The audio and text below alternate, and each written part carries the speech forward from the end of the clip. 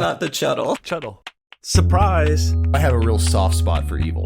Blood flying everywhere. So good. I'm a big boy who doesn't get scared. Out of the mist and into the fog, it's Chuddle the Pod. Sup everybody, and welcome to Chuddle the Pod, a horror movie club where horror movie lovers have a feel-good time. On this show, we dive into horror movies club style by asking and answering the same questions about a different movie every episode. And as always, we warn you before we enter the spoiler zone. On this episode, we are chuddling One Cut of the Dead. Ross is here. That was him going, Oh, hey. There he is. Brian, not here. Hi, here guys. in spirit. Thanks for having me. Oh, what? Brian is here. Do my ears deceive me? Thanks for having me. Well, in all honesty, we've kind of hogtied Brian. He's in a water treatment facility, but we'll get to him later. Don't worry about Brian. Yeah. But that was Brian, and now he's gone. And now we have a very special guest joining us for this episode. Friend of the pod, wholesome, handsome, and hard-bodied Scotty from Fun with Horror. Hey guys, this is neat. Oh, hello. Welcome to the show. Welcome back. Thanks. Thank you for joining us. Thanks for having me. If you don't know, Fun with Horror is another horror movie podcast, the most wholesome horror movie podcast, I believe, in the universe, maybe the galaxy, maybe just the galaxy. We don't like to say universe because there's many planets out there that we're not aware of. But we are definitely just the galaxy, just the world, or maybe just the solar system. Just Earth. Oh, maybe even in the solar Fun with system. Horror is it's guaranteed to give you cavities because it's so sweet. That's true. That's true. It's a great show. Make sure you go over there, check it, listen, love it. Love us, love yourselves. Now, before we continue, I must take this moment to thank our Covenant patrons. Your sacrifice gives us life, and we thank your beautiful souls. Thank you. Speaking of Coven, we got a shout out to a new witch. We got Cosmic Calio, the astral witch of Goo Glow. Ooh, thank you so much. Thank you for joining. Thank you for supporting. Thanks for interacting. Amazing. Seen you in the Patreon. So shout out. And what does our new witch get? Well, you get bonus episodes. We cover non-horror movies. We just did Hackers. We did Hack the Planet. Mailbag episodes, creepypastas, gnarly history, weird news, Chuddle battles, all sorts of good stuff over there. You even get to vote on theme months. We just did an anime. So you can go check those episodes out if you like. Voting rights. We got our catalog. Mm-hmm. The catalog goes to infinity. Scotty just has the most wholesome podcast, within our orbit. Our podcast episodes in the Patreon go beyond space and time. That's how many we have. Yeah. It's we've gotten reviews back. Soul Crushing is one of them. Mm-hmm. Or Please to Your God, They Just Won't Stop. Which I think is a kind of I'll take that as a plus. Yeah, me too. Let's keep doing it. I wish we had that as a review. With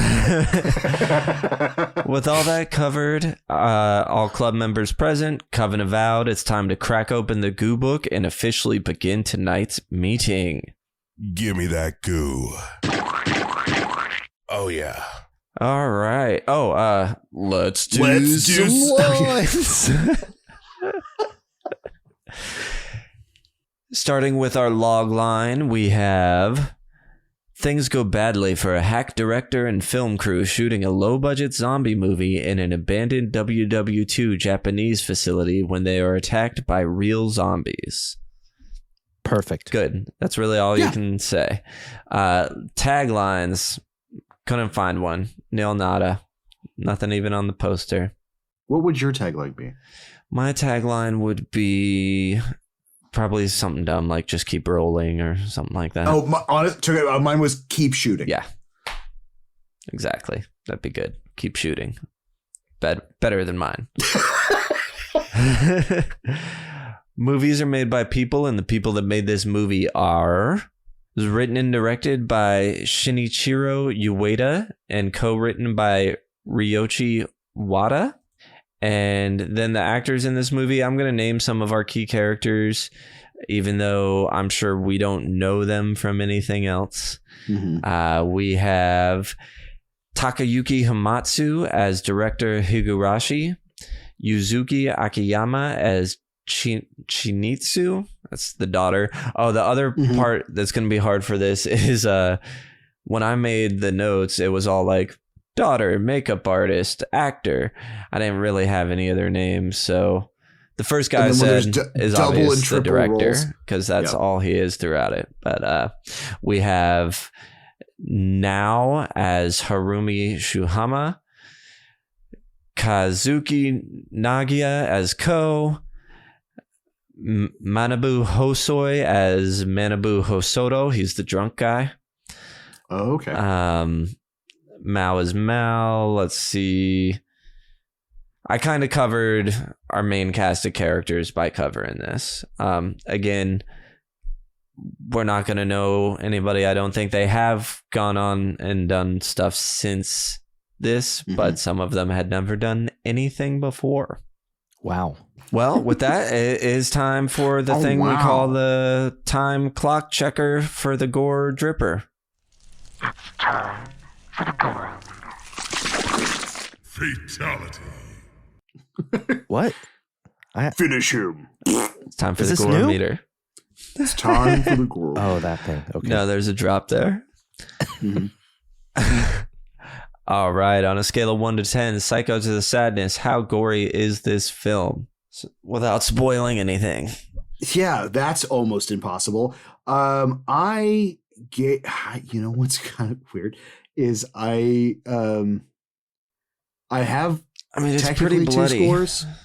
It's pretty bloody, but it's also one of the first movies that we're dealing with that it's not, though. It's very bloody. It's fake blood. All movies have fake blood, Ross. Yes, they do. You know what I'm getting at. See, this is weird because I feel like the gore meter should go after the spoiler zone. All right, let's save it. Okay.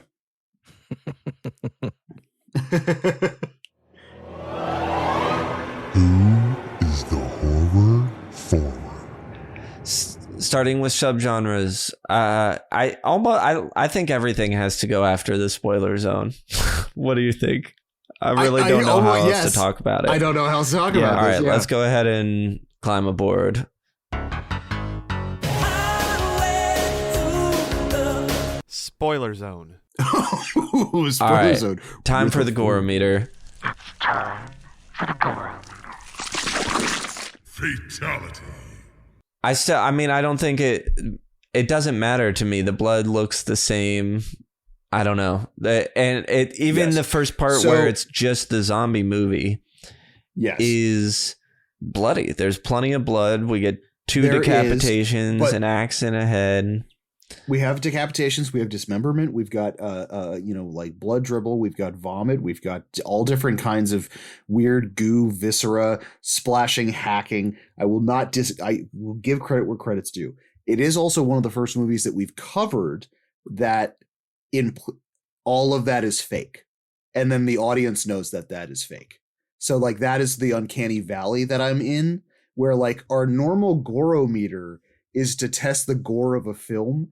But if the film's gore is fake and the audience knows it, I feel like it's a weird... I don't think it matters because my mom, I would love for her to watch this movie.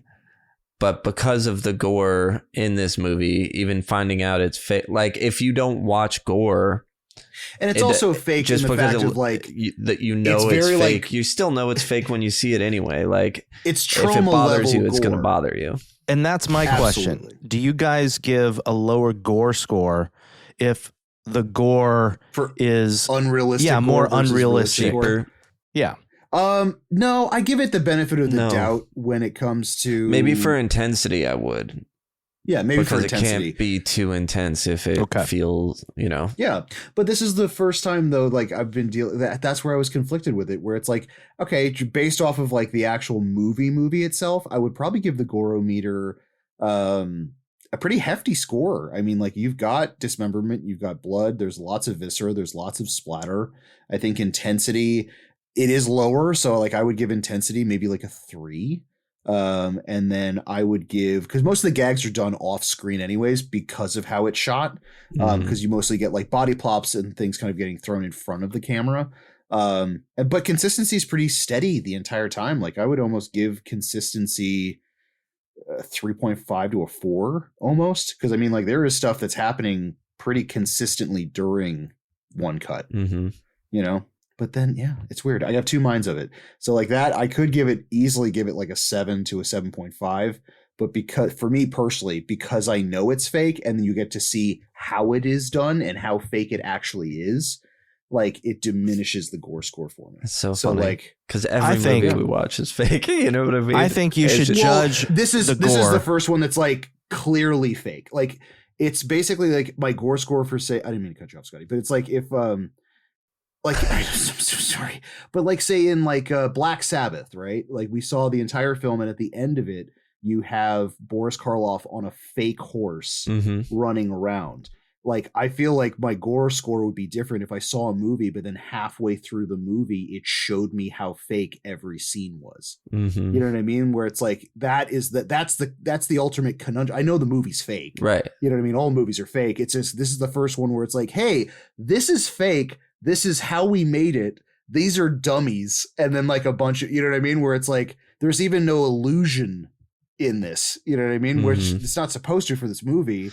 But there is in the first part, the first act, there is the illusion. Ross, judge the gore meter on the first 30-something minutes of the movie. Okay, then I would probably give it like a, what was like a 7 or something? Like a 7. Yeah, like a 7 to a 7.5. Yeah. Yeah. That feels right to me for the first half, but for the whole movie.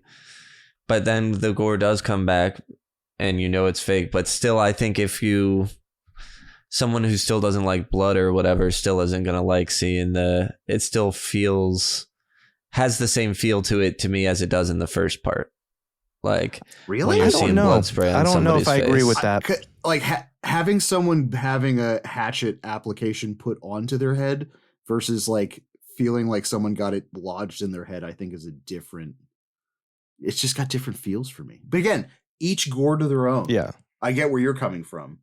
Maybe it's because I did special effects. I was thinking specifically of when she's getting the blood sprayed in her face, I guess, at the end. And see, I still don't think I don't know if somebody who is averse to actual gore in a movie would be averse to that. Because it's having just a woman blowing a tube of blood and like fake blood in someone's face. I don't know. I can tell you my mom would. See, that is Sam's mom gore. It's a really good discussion though, because my mom doesn't like gore either, but I think she'd be able to handle the second half of the movie more than the first half. Yeah. See, what's really funny more is than the first half, but I still think she wouldn't. My mom actually would be bummed out with the gore because like she doesn't mind. Like her and I favorite movie together is Dead Alive. You know what I mean? Okay, like well, Splatterfest. that's just different. Like it is different, but like I feel like from my perspective, it's like having seen and shown like that it's not real. It has this weird like, oh, okay, that's neat, but nothing about that is eerie, chilling, or freaking me out. You know but is I mean? anything like about more... Dead Alive freaking you out? Oh yeah, she'll squeal.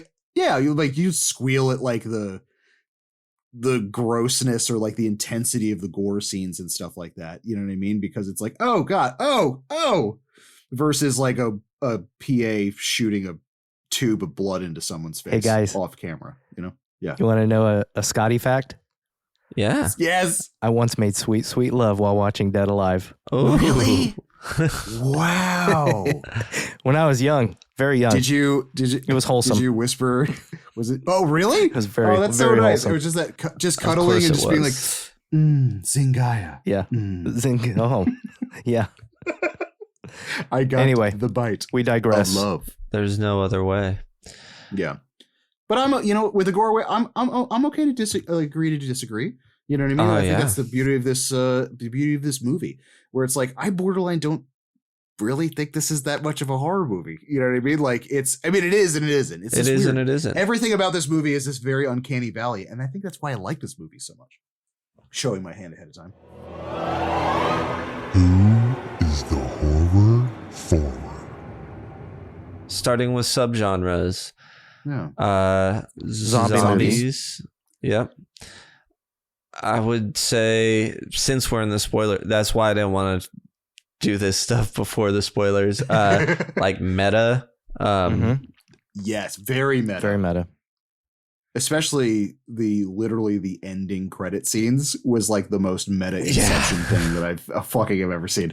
I think a kind of, I guess like a how it's made subgenre. Yeah, almost like a Hollywood subgenre, even though obviously like a behind it's not the Hollywood, scenes. but yeah, like a movie making subgenre. Yeah, because there's like the making of a movie, horror movie, because that in and of itself is a complete subgenre. But I think this one does it to a completely nth degree of like the actual physical process from day one to the actual shooting of One Cut of the Dead. I would Right. also say family relationship drama. Yeah. Absolutely. Oh, yeah. Yeah, this is more of a family drama and a comedy. Yeah. Comedy big time.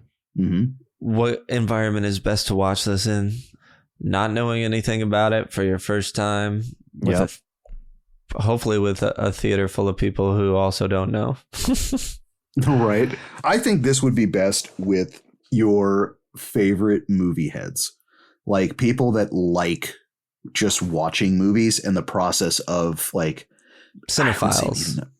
Absolutely. Like this, I got nostalgia waves of late high school, early college when working and helping with independent movies and doing special effects and things around those lines. So it's like, if you've ever had or had friends that have been making movies or had thoughts of making movies, this is a great people in the great film for business you. then.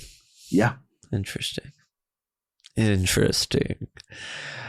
Is it for beginners? No, I don't think so. I really don't think so. I would say yes. I think It's tough.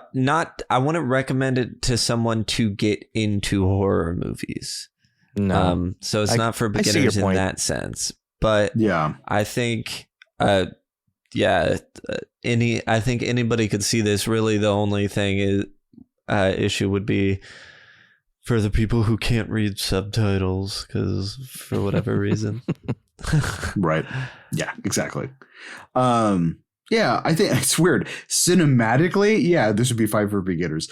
For horror, if you're getting into horror, I feel like watch a bunch of other horror zombie movies, and I think some of this like might resonate with you. But I mean, also it's too not of a horror movie to be a recommendation for a first timer's horror movie. I don't know if I agree with that. Yeah, I don't know either. I do agree with watching other zombie movies first because Yes. it gives you an appreciation for the zombie aspect of the movie. But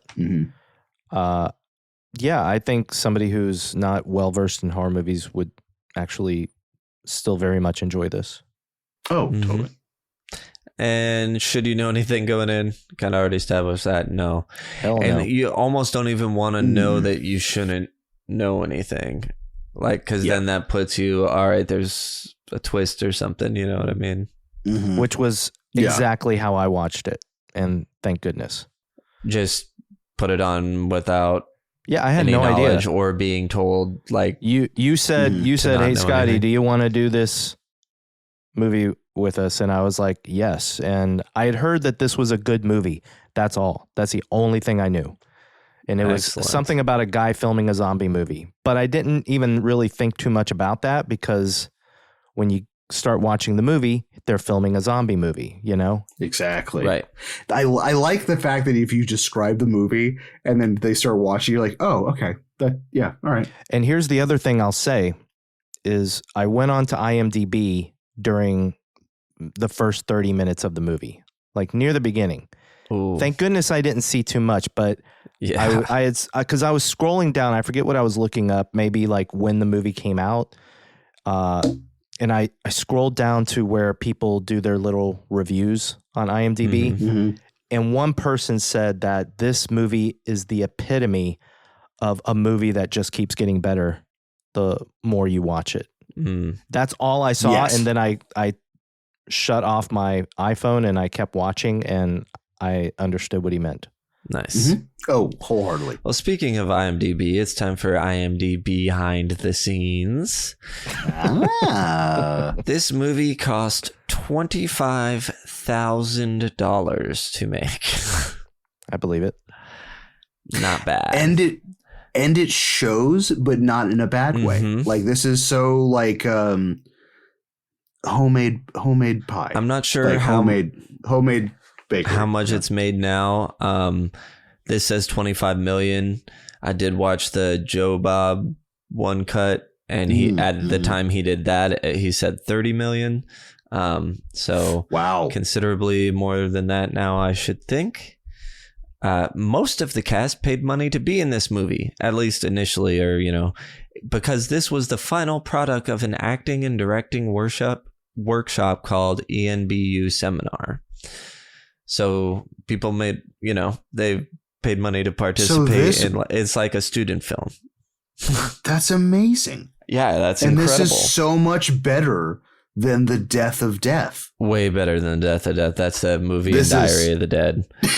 Which is a college film. Oh, It's incredible. Which is why a lot of the actors weren't known before this movie. They had a lot of people have worked since, and are at work in plenty. But this was their first work for everybody. What was I going to say? Oh, yeah. So they paid money to join the seminar, made this movie. It got shown in 2 theaters, I think, and then was showed at one film festival, and it did so well at that festival, it started getting other invites to festivals, and then it just grew from there. Oh, wow. But I was thinking about it. It is very film student to play with the storytelling, like to break. Yes. I'm breaking the rules. According to actress Harumi Shuhama, the cast performed the one-take scene perfectly on the second try, but a crew error led to the camera stopping during the take and it being unusable. Oh, no. The first 37 minutes was actually shot in one take. It took 2 days and 6 takes for the cast and crew to get the perfect one, or the one we see. Does it all look like one take to you, Scotty? Eagle yes, Eye it Scotty? did. It did, Sam. Take that, Mads. Take My that. love. I can only imagine nailing it on the second go around and realizing like the camera was off. Is like, oh, Right, no. something like that. Yeah, exactly. It was something along those lines, some technical issue. It was shot in 8 days. The original title, Kamera wo Tomaru na, in Japanese means don't stop shooting. Nice. Which I think it's funny that that's the title there, because the movie within the movie must be called One Cut of the Dead, because they're all wearing One Cut of the Dead shirts. Mhm. So that is also the title card we get. Anyway, we'll get to all that. The early scene in which the director berates the actress for being blah, blah, blah. This is a sly reference to Stanley Kubrick and his treatment of Shelley Duvall in The Shining. Yes. Oh, wow. Nice. Ooh. International shots fired. There's a part where the blood splashes on the camera. That's after our first decapitation, and the hand wipes it off. That was real, not a post-production effect, just part of something that happened on that take. And they didn't bother him, I guess. And because they have the perfect excuse for things like that to just leave them in, because of what we find out, what we're watching is this live one take thing. So they're allowed to get away with things like that. It works really well. The baby in the rehearsal scenes is the son of the actual director of the film. Oh. The shot where Chinitsu pulls off the fake wound sticker on her ankle had to be edited in post-production because the sticker wouldn't come off cleanly. Wow. Oh, I meant to look this up. I'll get it for us at some point. This movie is included in Letterboxd Top 250 horror films. So that makes 3 in a row now that we've done. They've all been foreign for us Americans. But Perfect Blue, Train to Busan, and this one are all in the top 250. I guess 3 in a row, not including Diary of the Dead. Yeah, okay. I was about to mention that one. Yeah, right. That didn't make it. According to an interview on Kaori Nusantra, actor Monobu Hosai, the drunk actor, was actually drunk while filming his part. He thought it... Oh. Yeah, hopefully not as drunk. Add a tinge of realism. Yeah, but to keep it real. I mean, it was a student film, essentially. Yeah. The structure of the film mimics Michael Frayn's farce Noises Off, filmed by Peter Bogdanovich, in which 3 performances of the same play are filmed from different perspectives: rehearsal, backstage, and from the audience point of view. And actually, on Joe Bob, he mentioned this and said that I think he was going to sue, or he reached out because of the infringement, and they just gave him credit for it. And now he also, a percentage of profits as well, or whatever it was. They were like, oh, wow. Oh, yeah, sorry, here you go. And it makes sense, honestly, to me, if it's a student film, again, that they were just kind of lifted some structure idea off something they were a fan of, and then when they said something, they're like, oh, sorry, yeah, here's credit. Yeah. So I thought that was kind of cool. Beg for ask for forgiveness, not ask for permission, not, or ask for forgiveness, not permission. Yeah, there you go. That's something assholes say. Who picked it? Why in history? I think I suggested this one after we knew we were doing Train to Busan, because it was a fun zombie movie, but a totally different kind. I guess it also happened to be Asian. Did this at all spawn from watching Mads? No, I had seen this before I saw Mads. Right, but we actually had a discussion in your wonderful Discord about the single take, and you said I should. Right. You told me to watch this movie back then. I know, and that's why when I thought it'd be nice to have a guest, I was like, I'm gonna ask Scotty, because then I'll have to watch it. This entire episode was a ruse. Wow! So you just sit down and watch one cut of the dead. But hey, you know what? This whole episode is being done in a single take, so I appreciate that. That's very true. Might be a few cuts. Roos, what's your history? I hate to admit this. When I first watched this movie, I was not prepared for the level of gonzo filmmaking in the beginning of the movie, and I got about 10 minutes in and definitely turned it off. And then I was like, you know what? I think it was like a few days later. I was like, you know what? I don't care how low budget it is. You know what I mean? Like if I've seen more than half of the catalog of Troma, then like I feel like I can probably muster the strength for this, Yeah, it's like if I own a copy of Bloodsucking Freaks, I should be able to just sit through this. And I am so glad that I did, because it's like like I said, I think like literally the more the film goes on, the more I enjoyed it. And then same thing, like Crashing Waves of Nostalgia, of just like helping out with movies and like just being on the opposite, behind the curtain, I think was just super, super cool. It's just a really fun, feel good really zombie movie too. A feel good zombie movie thing, but I feel like it's very much a feel good movie. Great.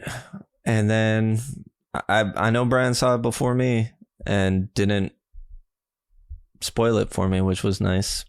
Which is very nice. And because this movie can be very easily spoiled. Hopefully we'll get his rating. I don't know if we did. Okay. Let's go ahead and talk about this movie. Real quick before we hop into it, did we do the Mothman? No, we did not. I think I may have accidentally skipped it somehow from doing our...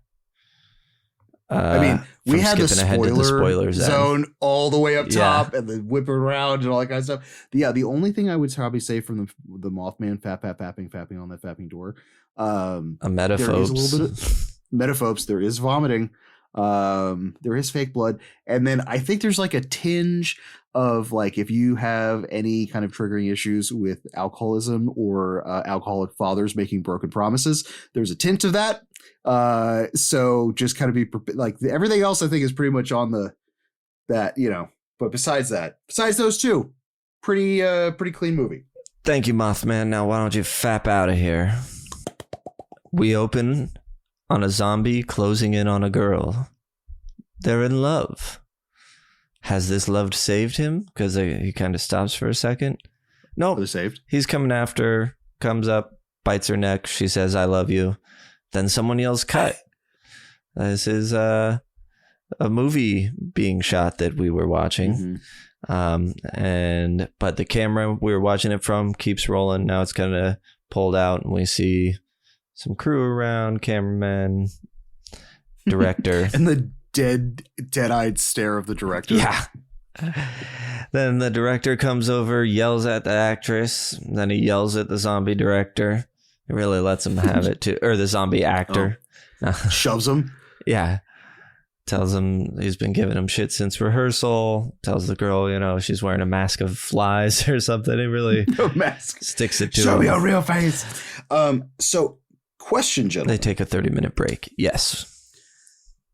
I am a little befuddled in the first 27 minutes of this in the aspect of the camera that we are seeing, the POV that we are seeing.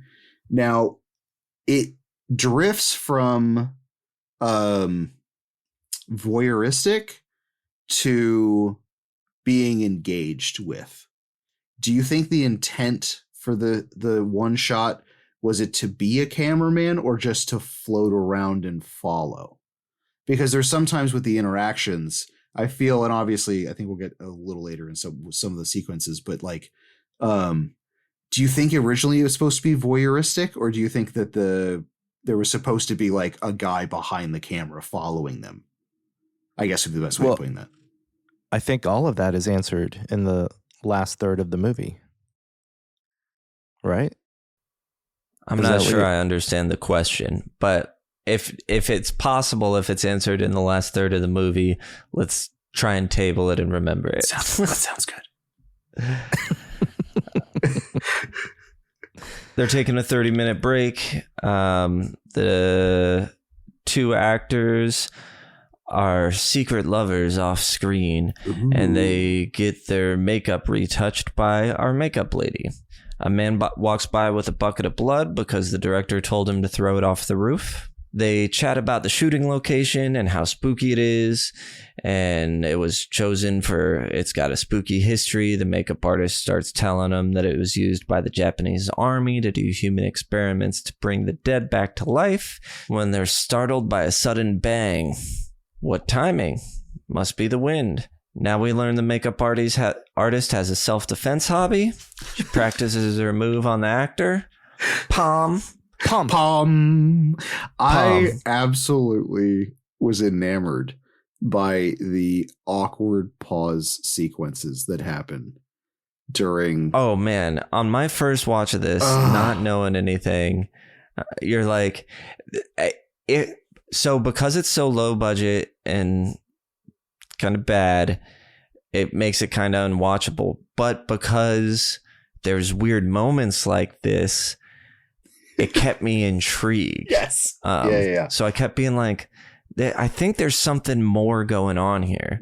And especially a little bit later on, we'll get to it. But like I said, going back to that IMDb review, thank God I read that, because this movie was almost making me mad with all of its because it was doing these weird little inconsistencies and bad continuity things, which you're going to talk about in a second. And I was just like, man, this is like, what? No, this is bad. So I completely agree. They should have done another cut. Well, I think that's probably the reason why I turned it off my first viewing of this, was because when I picked this up, and I wasn't even picking this up, this was on streaming, but like a lot of different streaming services would pick up in droves like D to maybe C plus at best, like independent films. You know what I mean? Mm-hmm. So like it wasn't out of the realm of like a not uncorked, but like something just beyond low budget. You know what I mean? So like at first, when you're first watching this, I'm like, oh wow, this is like beyond direct. This must have been in a bulk sale of streaming. like they got this in every single Evil Bong movie that came out from Full Moon. Well, I just chalked that up to it being a foreign film. Mm-hmm. I was like, oh well, you know, this is how they made it over there, and it, yeah, like you said, it must have had a low budget. Oh yeah. Camera follows a sound guy outside, which then goes to Blood Bucket guy who lights a cigarette when the cameraman, who is now a zombie, comes up behind him. He thinks he's like, oh, they got you in zombie makeup now. You look great. Yeah, and then he kind of falls down, comes back up, throws up on his face, and gets to chomping.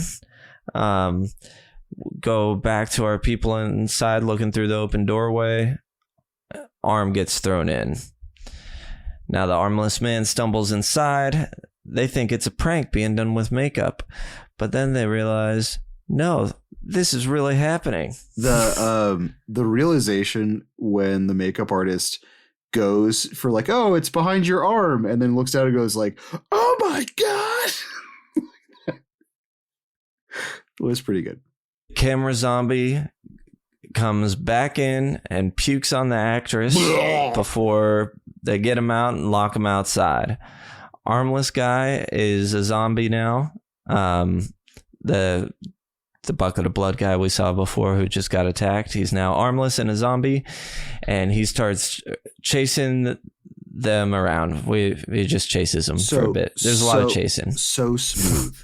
The transition between the one that gets pushed out with the boom mic and then when they pan back and having the one-armed zombie gone.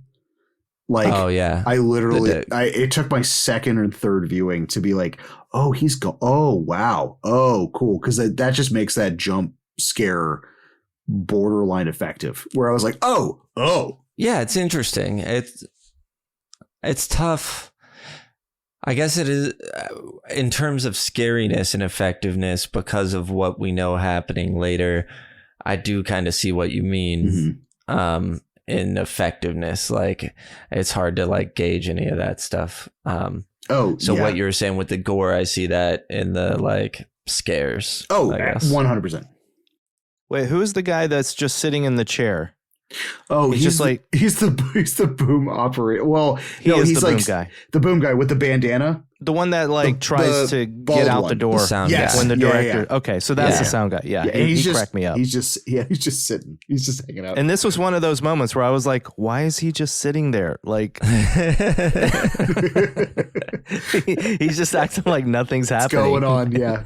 Excuse me. He's union. He's taking his swipe. He's not dealing with any bullshit. So armless zombies chasing the makeup artist and the actor and actress around. They escape the zombie and end up with the director who is filming them. Action! Yeah, this is where we find out the director threw the blood from the roof and that somehow brought the zombies to life. But as he's explaining it, the sound guy tries to sneak out and they're all trying to stop him. There's monsters out there, but he runs out and off camera we hear him scream, oh God, no, stop, get off of me. Yeah. I just love the look because like they do, like he runs out and they pan back and they're all just like, and like the stunned, and then just hearing like, oh God, no, oh God.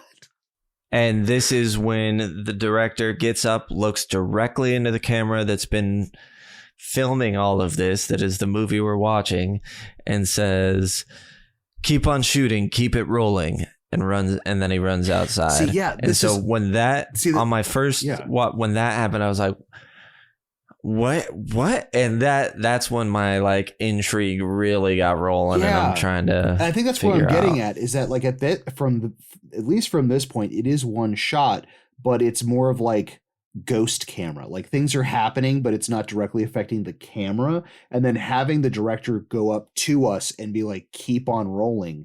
means that like they're cognizant of the camera in front of them and someone behind it. And like, See, I think that's, but they're not supposed to be. but they're not supposed to be. So like, it's that weird, like, oh my God, what the fuck is going on? Like, that's where I started getting like really interested. I was like, what the fuck is this? I don't know if interested is the word I'd use. I was just more like, wait a second, did I miss something? Like, Yeah. so the cameraman is supposed to be an actual guy? What? But but not because there's certain shit that like, what the hell? Yeah. And this is the part where I was trusting that I'd heard it was a good movie and that it gets better as it goes on. Trust the process of one. Trust me, bro. Trust me, bro. I got this one cut. You're gonna love it. They try and regroup. We get a quick, I got no signal on the phone. And they decide they're going to try to escape when there's a banging on the door. This one we get the fun scene of the two actors that are running across up top, and just then we're a kind platform, of and going the lower. camera runs down the stairs, and they like stop halfway through for him to catch up, and then they start running again, Yes. and then they wait at the door for the cameraman to catch up. I really like that part. They open the door and there's the director holding the sound guy who is now a zombie. He yells action and throws the zombie at them.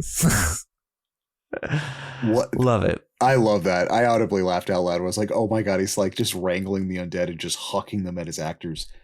What's funny, we'll get to the twists and all the behind the scenes things as they go, but even though I've watched it a few times now, as I'm watching this first movie, I can't help but kind of get drawn in and forget about all the stuff that's happening behind the scenes. Right. Well, I think that's the glory of like watching it for the first time and then watching it for the second time. And I think the comment is really true. Like, you're going to enjoy this movie the more you watch it, because like once the curtain's drawn up of it, it's like you're now reminiscing about later parts of the movie while this first section is going on. So for better choice of words, the shittiness of what's going on, It gets so much better. It gets better It's so much like more enjoyable. Well, I think Yeah. it's just it's the realization of the context in what you're watching versus having no context going into it the first time around. Yeah. Right. They struggle with the zombie until the makeup artist takes the hatchet and cuts off the zombie's head. The director is stoked about the footage. The actor, I don't know what he has in his hand, but he knocks out the director with something, and our trio stick. run for it.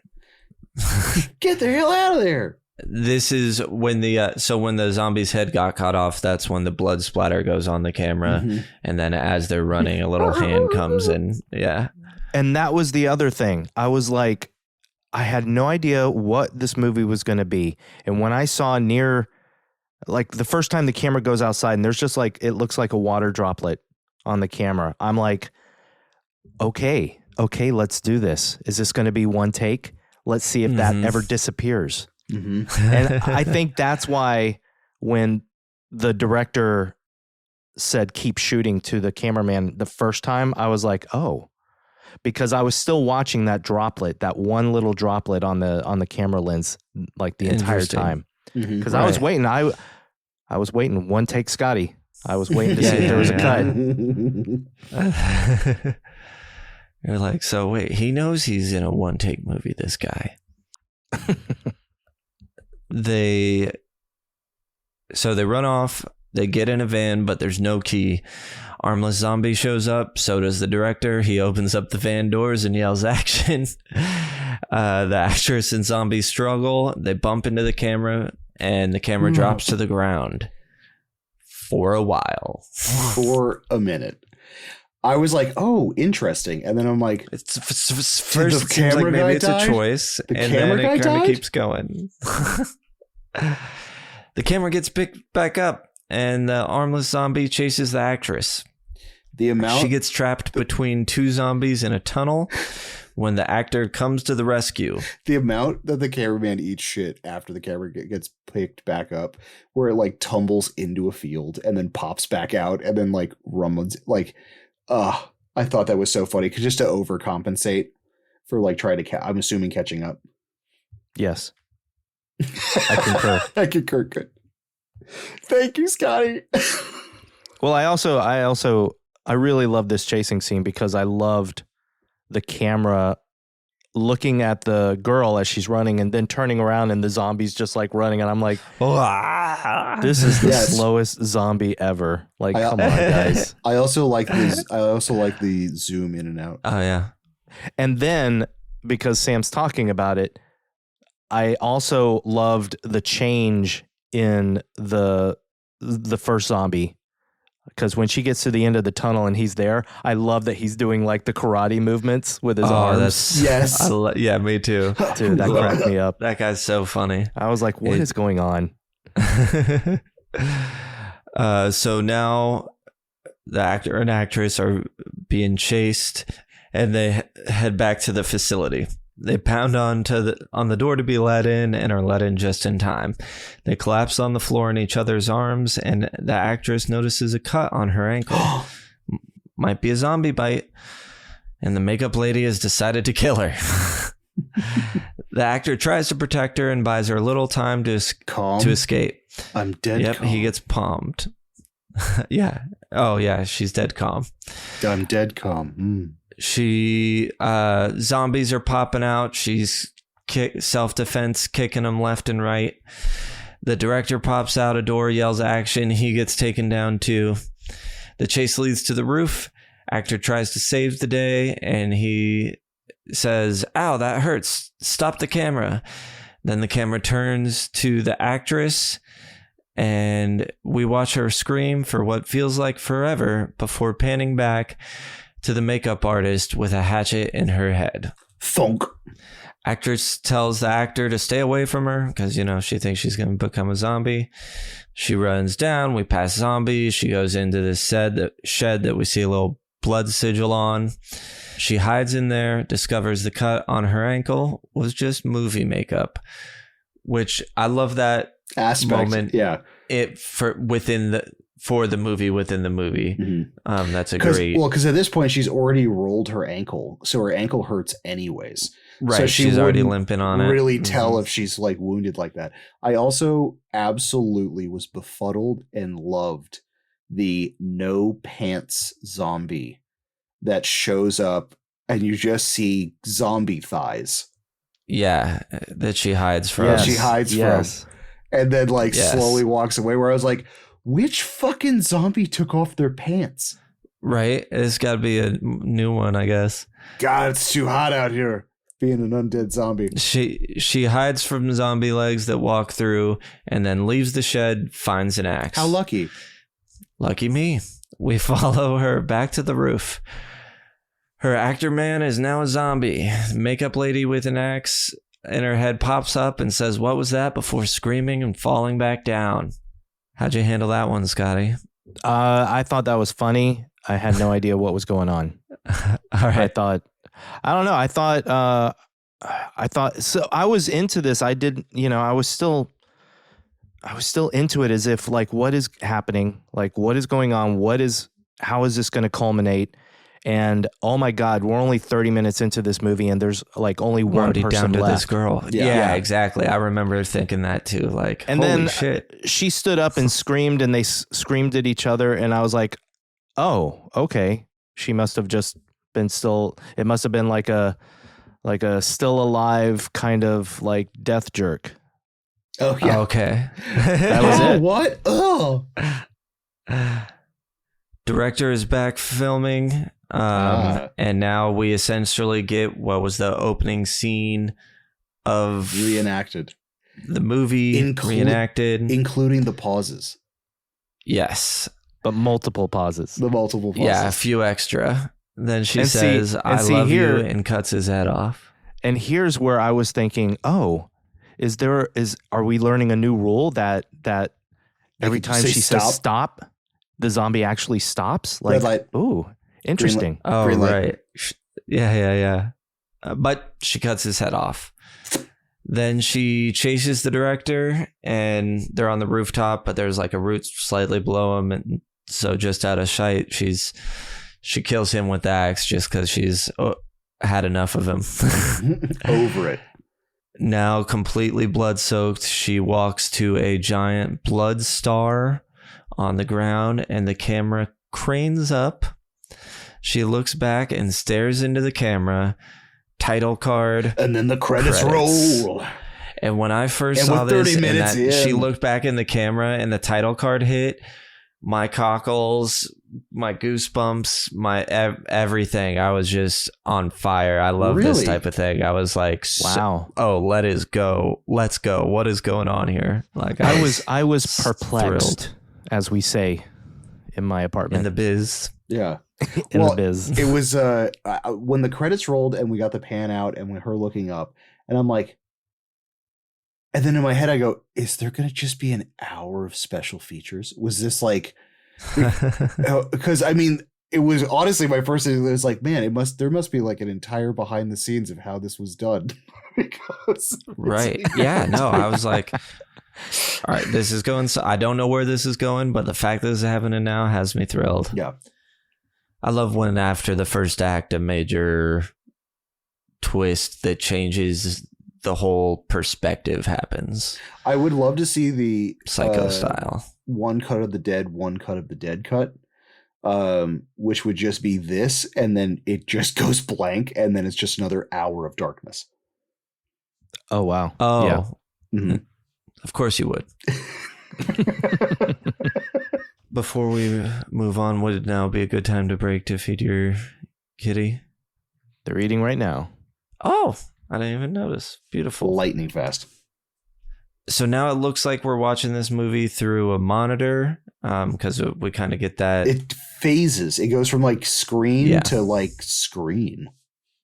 And now we get a cityscape, and it says 1 month ago.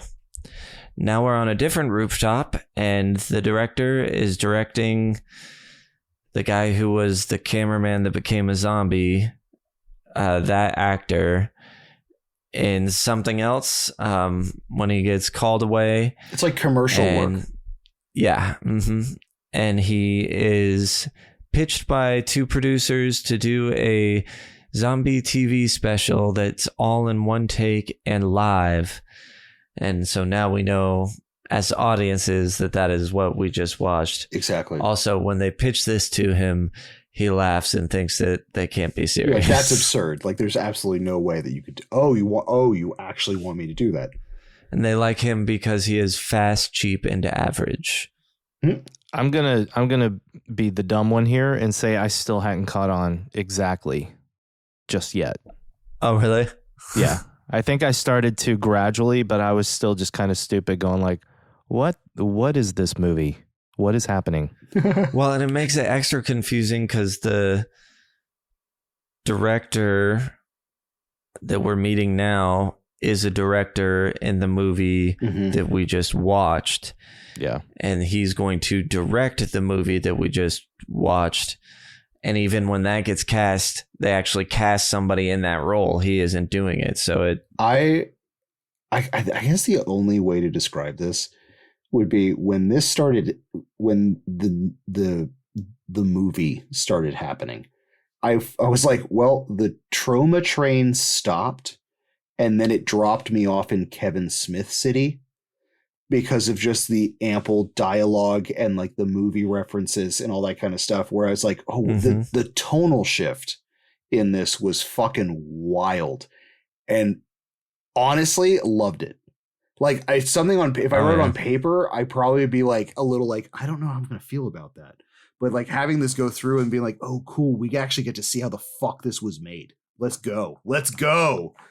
So stupid Scotty here again. I wasn't thinking that. I was thinking, oh, okay, so is the whole deal that they were trying to film this movie and then zombies attacked them? Oh, okay. Like, is that what happened? And they're going to show everything leading up to the zombie attack? What, guys? And then, yeah. Wait, what? And then, that's so funny. Obviously, as things... Well, and the other thought I had was, oh my God, thank God we don't have to watch the entire movie with that crappy-ass camera.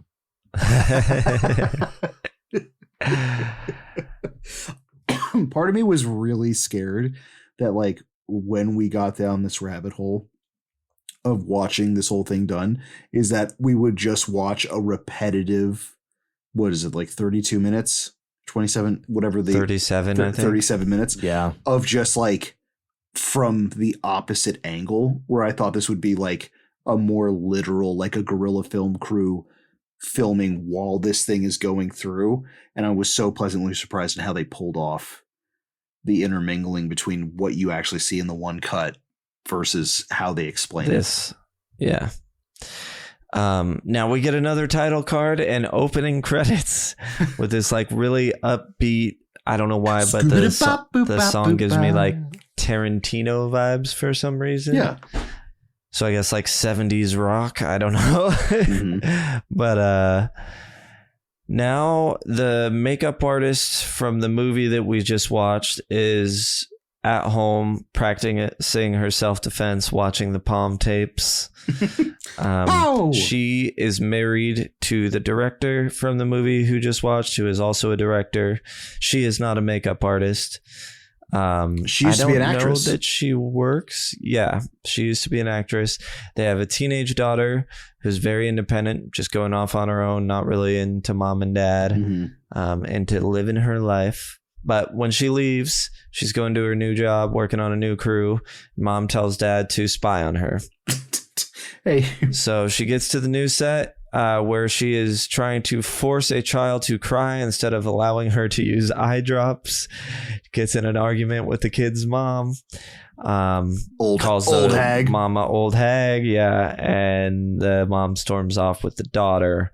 The dad was there spying on all this, pulls the daughter away. Daughter lost the job.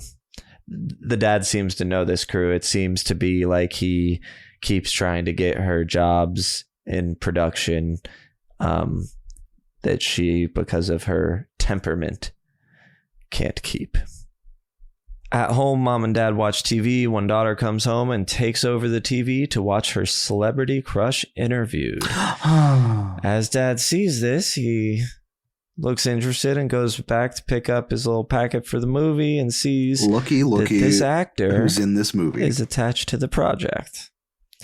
So for dad, you know that he's like, yeah, I gotta in with my daughter now. He's excited. Hell yeah, brother. Now, guys, did you recognize the young actor? Did you realize that he was the same one in the movie?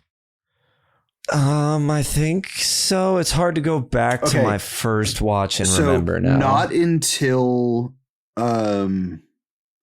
not on the television. Maybe where not he's till being the table interviewed. read. The Yeah. table read. I think it was during the table read where I was like, okay, yeah. I still wasn't sure, and I don't want to jump ahead too much, but It's fine. throughout this whole section here, the young actor was acting like such a prima donna and everything that I was thinking, oh, they probably replace him, and it'll be fun to see how they replace him at the last second. But then, obviously, we see that they don't. Right. And I'm like, oh, that was him. And the same thing with the actress, the young actress. Like, she looked totally different to me, at least, than she looked in the first 30 minutes of the movie. It's funny during the behind the scenes, the two that you would think would be outed or like some trouble would actually happen with, especially being like the actor who's all about the art being a prima donna. And then the other two who actually wound up getting kicked out were the ones that kind of like were most like vanilla. Best. You know what I mean? Yeah. Yeah, well, I guess it makes sense that they didn't give them much because they weren't going to be there. Mm-hmm. So we're now at the table read. We meet our cast. The lead actress playing the lead actress was a pop star. The celebrity crush actor is playing our lead actor, and he's looking for depth in the script. He's like, oh, you think this part's about racism here? Like subtextually? Dude, I got such Perfect Blue vibes when she's describing during the table read. She's like, hey, I know it says That's later. We're going to talk about it. Yeah. Cameraman zombie. I'm allowed to jump ahead. You're drunk. not. I'm not allowed. Shame The on me. cameraman zombie is a drunk. Armless zombie is a nerd. Sound guy can only drink soft water or he will get diarrhea. Horrible diarrhea. guy playing director is practicing his lines, and the gal playing the makeup artist shows up with her baby. And then we know those last two don't make it to showtime. The baby starts crying through the table read, so they take a break. The pop star says her agency won't let her be Vomiton. Mm-hmm. Vomiton? I'm assuming this was the perfect blue Vomiton moment you were talking about. My agency won't let that, but like I'm willing to do it, but I don't think they're gonna. Right, like what a pop idol would be allowed to do. Mm-hmm. And the celebrity crush actor, the guy who thinks a lot of himself, is like, now why can a zombie use an axe? They don't have free will. This part doesn't make sense to me. He's not wrong, but he's so into the art of it. Everything's got to be important and real. Right. What does he even say? Like, please do look into that. Thanks. Yeah. Now we get a montage of rehearsals where they're like in an office space or something and have, the layout taped on the floor. The cameraman's working with them. They're practicing how they're going to shoot it. And the camera assistant has an idea for a zombie shot, but he dismisses it, zooming in and out when we see a zombie. I forget what he says. Why not? And this is when we also learn that the cameraman that is filming this movie has back pain. Yes. At home, mother and daughter are watching Palm videos, and they talk about mom's hobbies and how she has different ones. And the daughter encourages the mom to act again, but she says she can't because she gets too committed to her roles. Understatement of the millennium. The daughter learns her crush. This is when the daughter learns he's in the next project, and suddenly she becomes interested. She's reading the script when dad gets home, and he catches her. She runs off, but he's pleased with himself. Now they're rehearsing in an empty parking lot.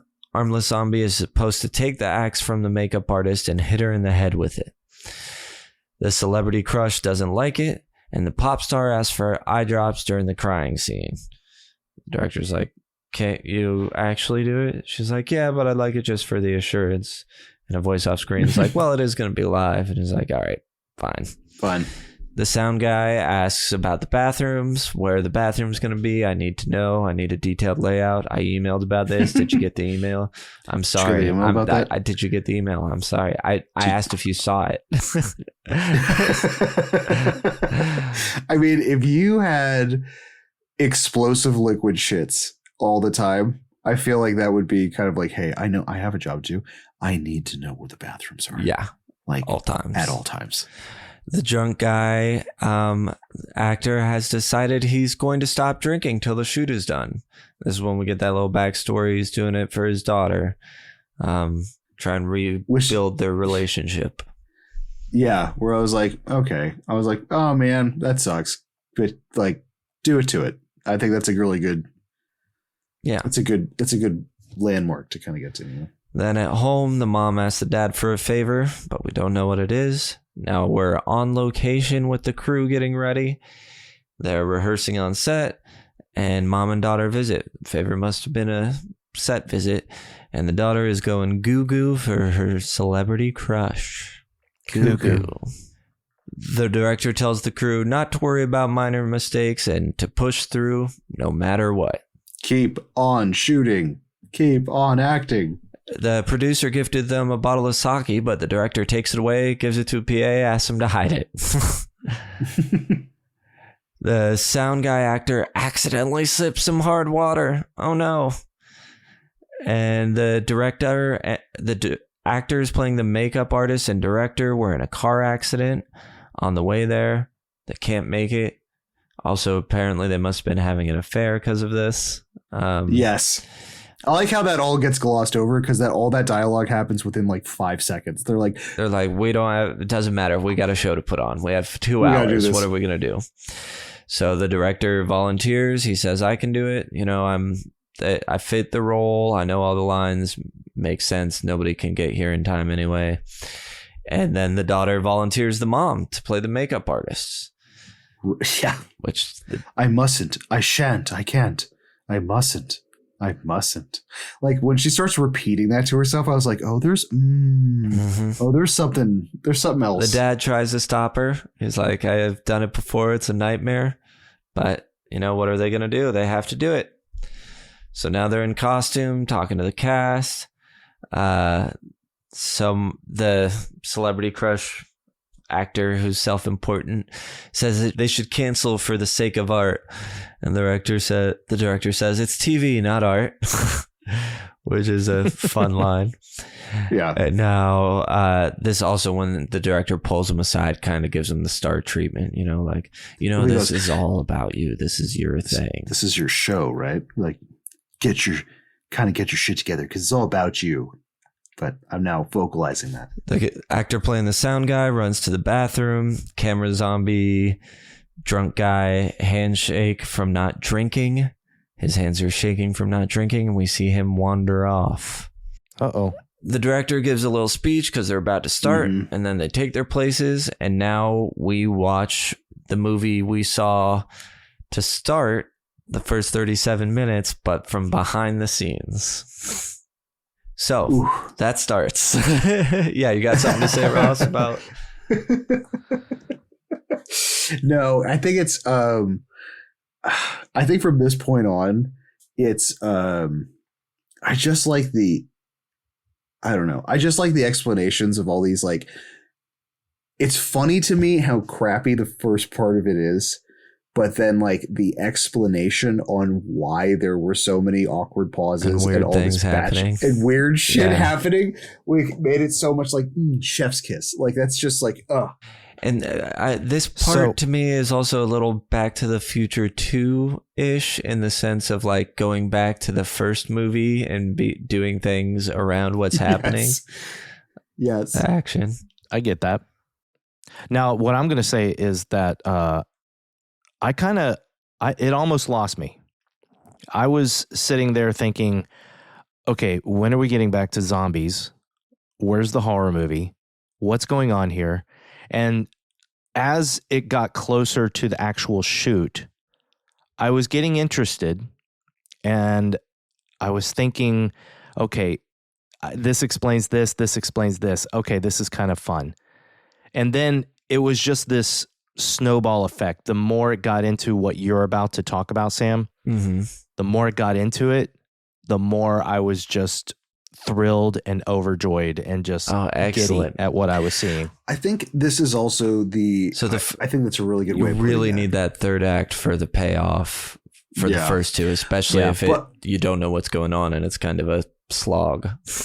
Well, I think it's from this. I mean, honestly, from the transition from the One Cut of the Dead, the movie, the one take versus this, it's like the migration from a horror movie to like an indie comedy. You know what I mean? Because like at this point, moving like there is like the first 32 minutes is the horror movie. Yes. Everything from this point on, there is zero horror. Like there's a third of the movie that's a horror movie, and then the other 2/3 is mostly about like making a horror movie. About making a horror movie, but it's mostly like drama, comedy, and like action, kind of. You know what I mean? Yeah. Yeah. Yeah, it's interesting. It both is and is not a horror movie because it has enough horror that it has to qualify as. I mean, one. you have dismemberment and like decapitation. You know what I mean?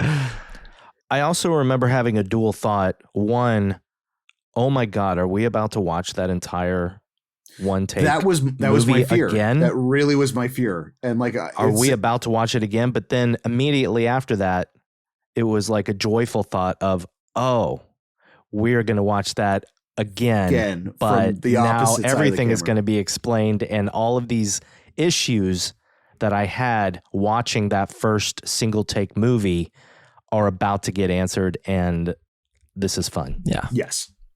With horror. Plug. Let's get a little. That was a great plug there, please. Yeah. Do a splat. It's not going to happen. All right.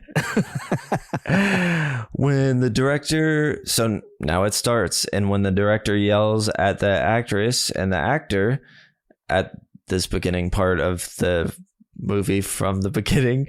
His criticisms are coming from a real place. When he yells at her about her masculine lies and not being able to perform, when he yells at him how he's given him shit since the start of rehearsals, this is all, it applies to what's happening in the movie, but it's also an expression of what he really felt about working with them making this movie.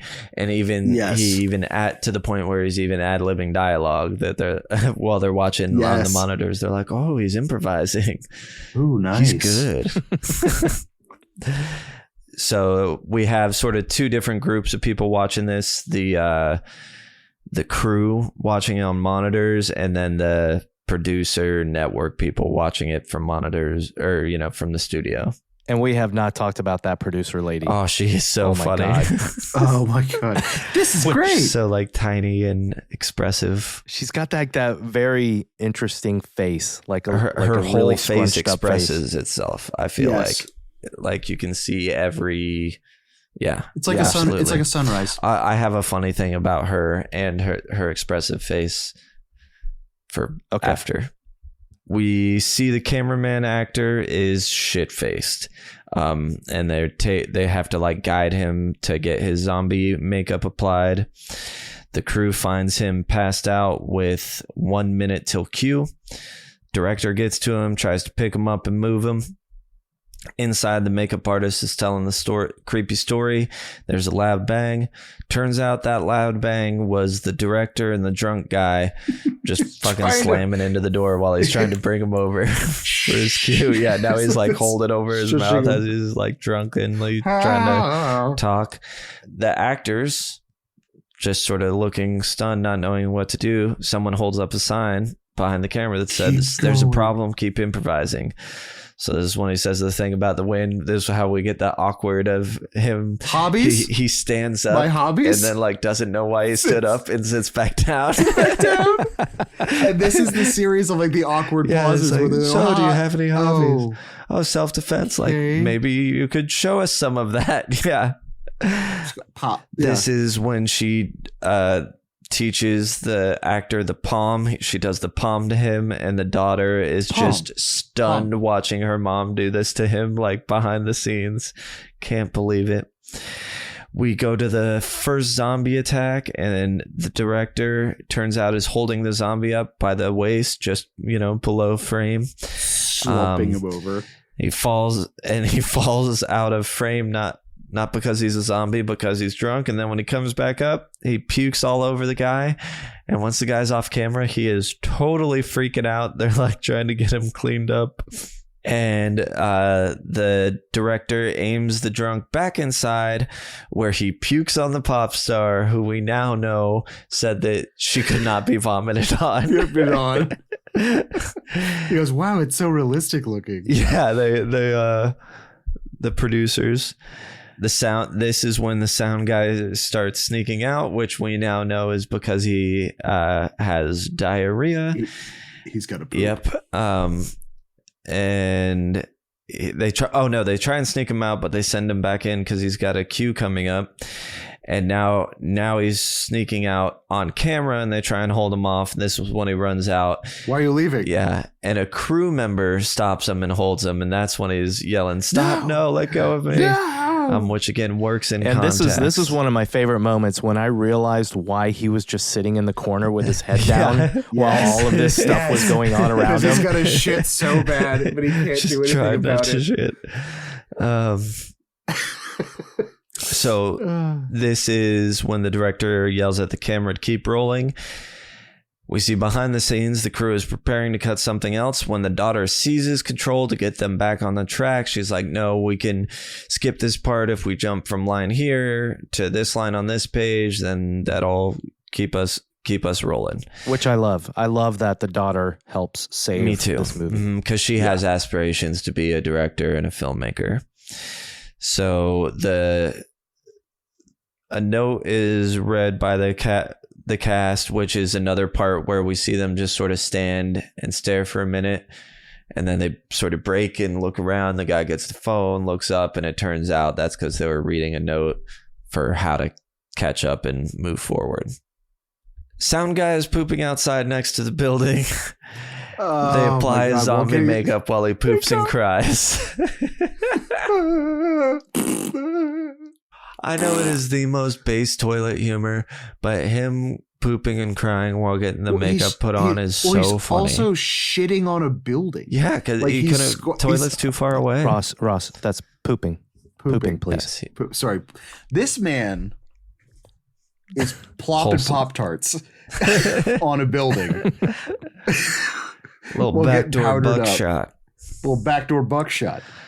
All right. We now see how they did the first zombie decapitation from behind the scenes, because it's luckily, this guy needs to shit, only has to come back really quickly before they kill him and move on. We follow the film to the van, and this is when the camera drops right outside of the van during the struggle, and we see that it's because the cameraman's back has totally gone out. He cannot move a muscle. He is fucked. Part of me was like, did he just die? Like, he's not even blinking. Right? Then his eyes kind of like move, and you're like, okay. Not really explained. Yeah. But we know he's been in a lot of pain, so. But it also shows the hesitation because they're like waiting for him to get up, and then like they're slowly, like the actors are slowly going away, and they're just waiting for him to get up, and then the assistant just like grabbing it real quick. And I love the fact that she gets to do the thing she suggested at the beginning of the movie. Yeah, exactly. She picks up the camera, takes over, does that zombie shot she wanted. It's just like zooming in and out really quickly or something, I think. Yeah. And then I like the how daughter someone approves. The daughter approves, and then what is it in the was in the booth? They go like, "Oh, it's zooming in and out. That's really nice." Yeah, that's her. That's the daughter. That's her. Yeah, Okay, yeah. that's daughter. Okay, yeah. She's like, oh, DP's a madman. In the movie, when the makeup artist is about to attack the actress, a zombie is supposed to come in. The armless zombie is supposed to come in when we think the actress is bitten. But before she can do that, the mom is like, I'm coming after her now. And this is the mom getting too caught up in the role. And, Off script. Yeah, going rogue. So this chase scene is real. She palms the actor guy who tries to stop her, stops the director. They're like, send out zombies. So the zombies are just getting thrown in. I love this when we get the drunk guy doing his funny, weird little kung fu zombie moves. Yeah, like this one. But as she's chasing the actress, she's kicking them all down. We see from the director's perspective now running out and being sort of caught off guard that they're right in front of him. So he yells, action! And then he gets taken down again. On the roof, the director tells the camera to move over to the actress because, the mom has hold of the actor's arm, the celebrity crush, and he's saying how it hurts. So now they're all struggling over there. They accidentally knock the crane off the roof, and the dad ends up having to choke out his wife. Okay, so it's like, I'm this sorry. Isn't the first, no, he does it so efficiently that I don't think it's the first time that he's had to do that to his wife. Probably not. She's broken somebody's arm before. It's like, just go to sleep. Go to sleep. Shh, go to sleep. We do find that out in some dialogue here with the crew. The daughter's telling them, she's like, oh yeah, she gets really into roles. She accidentally broke somebody's arm. It's exactly what you want to hear. Yeah. They knock her out, apply the makeup, and axe to the head. Well, the whole time the director keeps encouraging the actress to keep screaming. You gotta keep it up. Another part I loved. Yeah. I loved seeing what was actually on happening. the other side of it. That was one of the parts in the original. It takes one so take long. where You're like, what? it's like, why is she just screaming and screaming over and over again? Right. And then you see why. Definitely. I love it. They still need an axe for the last scene, so the director tells her to put it somewhere to pick it up. Like, just put it somewhere to have the actress pick it up. So we find out the legs that wandered into the shack was the actress, was an actor holding a sign that said, pick up axe outside. Director and producer argue behind the scenes about how to end the show now that they don't have the crane, but the daughter has an idea. Now the mom wakes up Then we also see, her run out of the shed and find the axe and go, oh, lucky me, and keep going. Which, nice. When knowing that during the first watch makes that part so much better. It's such a mindfuck to me that like the movie's so much more enjoyable the second time around. Like if it's this weird, like you have to take your medicine first. Like the first time watching this, like please just get through the first 30 It is and isn't, because and we assure you that it will pay off. It's got this thing to it where like rewatches have a big payoff for it, and the first time does have that struggle, but the payoff by the end is so great that I'm almost always kind of chasing, like you can never have that first watch back. You know what I mean? Oh yeah, that's very true. Yeah. Now the mom wakes up during the scene between the actress and the actor, and she said when she pops up and says, "What's that?" and screams and falls back down. Now we know she pops up because she was knocked out, and she says, "What's that?" because she sees people forming a human pyramid on part of the roof. Awesome. Human crane. Now we finish behind the scenes of the director getting chopped. So we see the director below the roof line, her chopping him up, getting bloodshot into her face. And the final shot is achieved. Before that, we have the part where she's Oh yes, thank you. Repeating the opening scene. Yeah, so when she keeps stopping. Did I skip that? Okay, yeah, here it is. I just skipped it. All the starts and stops between the zombie and the actress at the end here are because the pyramid keeps falling, so the director keeps telling them to hold. Wait. It just so happens to echo the beginning of the movie. Wait. So now we finish with the blood spraying into the girl's face as she chops the director. We see the sort of behind the scenes version of that. And we get the final shot achieved via human pyramid. I love the row of zombies at the bottom. I love that it's literally on the back, so it takes a whole crew and works on the back of everyone to make it happen. It takes a village. Exactly. I love that the daughter is on the dad's shoulders, especially for the little final thing we get. Yes. I love everything about it. The producers in the studio seem happy that it went well. Cast and crew seem happy. The daughter gives dad the picture of him on her shoulders with a video camera. Aww. They smile at each other. The end. Ba-da-ba-ba-ba-ba. Do you have any final thoughts on this one before we move on? Do you want to get into the isn't horror, or should we just go with it's both? It's both is and is not. It's more. I don't know. Yeah, I almost want to say that it's like it's a comedy about a horror movie. I don't know if I would honestly necessarily say it's a horror movie because of how ineffectively it's not scary.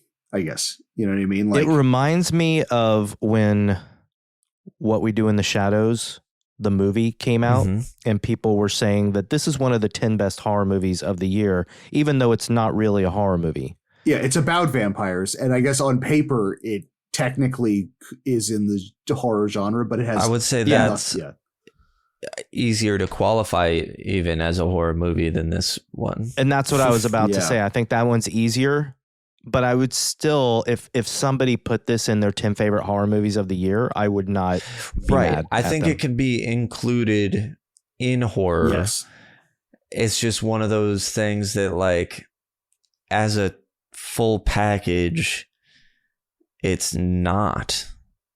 But at the same time, if you don't like horror, I don't think you could watch this and enjoy it. Oh, I mean, it's a love letter to indie filmmaking and like in particular indie horror films. Right.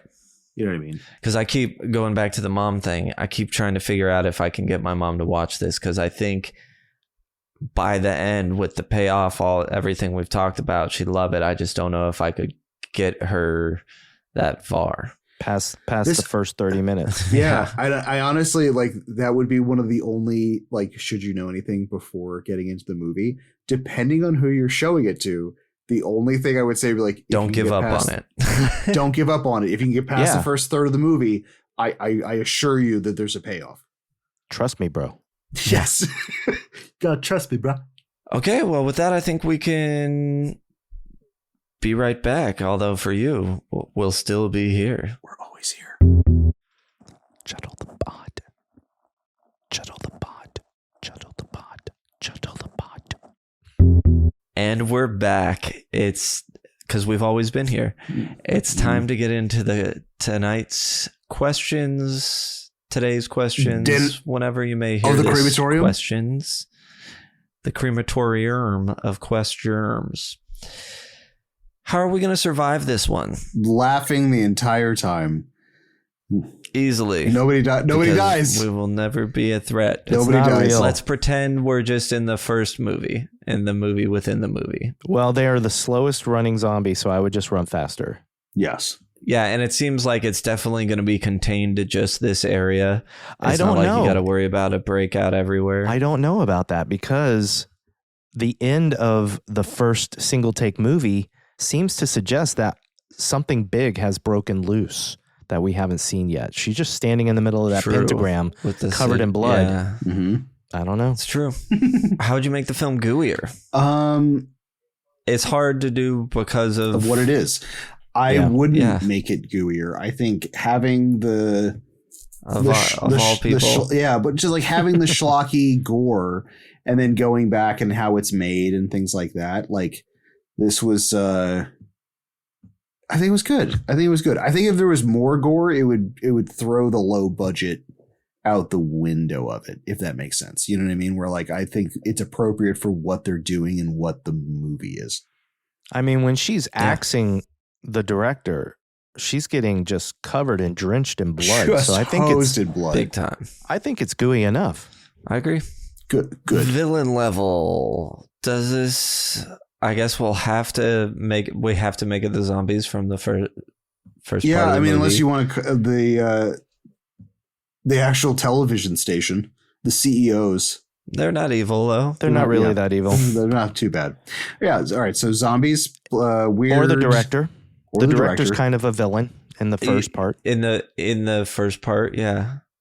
And his level is medium. Schmeed. Yeah, 5. Extra small.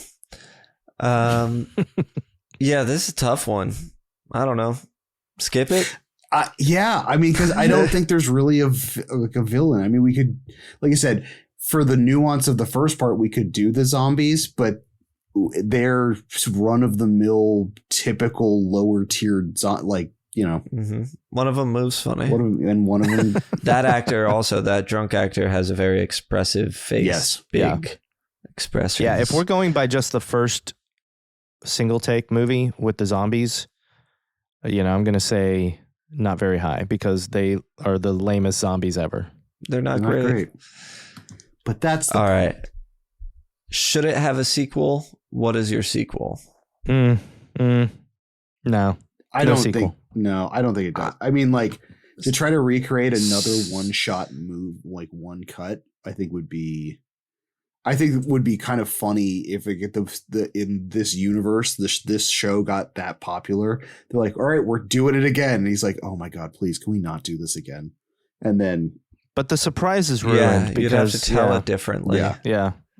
Another cut of You'd the have dead. to yeah. Well, so I don't think it needs a sequel. Interestingly enough, it has at least 2 kind of, and there's I believe an American remake called Final Cut sequels. There's one there's 2 sort of spin-offy things. One is called One Cut of the Dead spin-off in Hollywood, I believe is the full title. Oh, right. I cannot find it to watch anywhere. It's about an hour long. I'm sure I could if I went on the dark web or, Ooh. I tried to torrent it. I could probably find it, but just a basic search. You can't even rent it on Amazon type of thing. And then there is One Cut of the Dead remote station or something like that, and that is during COVID, they did like a little 20-minute video where the two producers ask the director all through Zoom. They need him to launch some new online show that all has to be filmed remotely. And it's going to be like taking true crimes and reenacting them. Oh. And then it's all the actors from, I watched it today. It's all the actors from One Cut of the Dead acting single shot, filming at home. They made this all during COVID. I'm sure they all had like nothing to do. And this was like a fun thing to make, a type of deal, and like a, hey, we're all going through this together type of video at the end. But it's, they're filming themselves, and the guy who's the armless zombie, the true crime they're telling is 100 people had their homes were broken into by a serial tickler, and he comes up to people and goes tickle tickle tickle tickle, and then they tickle themselves wearing a white glove with like one of their hands and laugh. And then at one point they're like, so they do like 3 of those, and then the producers are like, this isn't enough. He did like 100 of these, right? We need a lot more people being tickled. They're like, well, how are we going to do that? We should put out a call to social media. So and from the looks of it, what they really did was put out a call to social media of tickling yourself for 10 seconds. And then they include, I don't know, could have been 100 people tickling themselves and laughing. And that is included in this thing. And then, it keeps going and kind of wraps up their stuff with the mom and the daughter. And it's a fun, nice little thing. The spinoff in Hollywood, nice thing. No idea what that is. But to start off the Zoom call, the first person that joins is that little lady producer, and her face is super zoomed in close. So it's just like her mouth. She's way up close talking to it. And she's like, yes, exactly, Scotty. Scotty just demonstrated.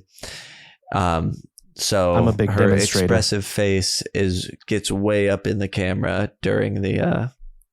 So anybody who wants to watch that, it's on YouTube. I will also just add that the remake Final Cut that you mentioned is a French film. Yes, and it also features that lady. She's in it.